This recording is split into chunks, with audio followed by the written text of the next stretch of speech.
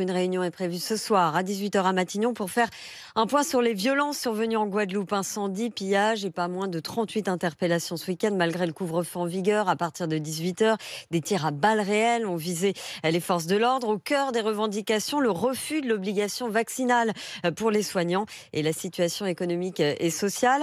Victor Joannin, vous êtes l'envoyé spécial de RMC à Pointe-à-Pitre où la nuit est calme pour le moment.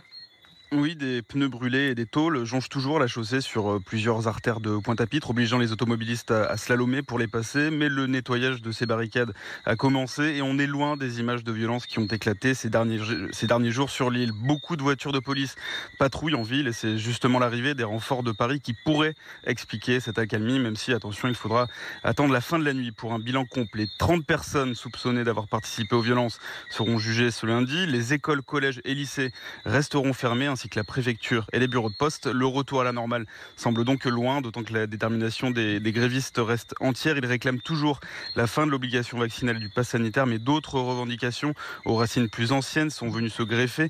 Les coupures d'eau qui continuent de pénaliser une bonne partie des habitants et les difficultés sociales. Le taux de chômage est 2 fois plus élevé qu'en métropole.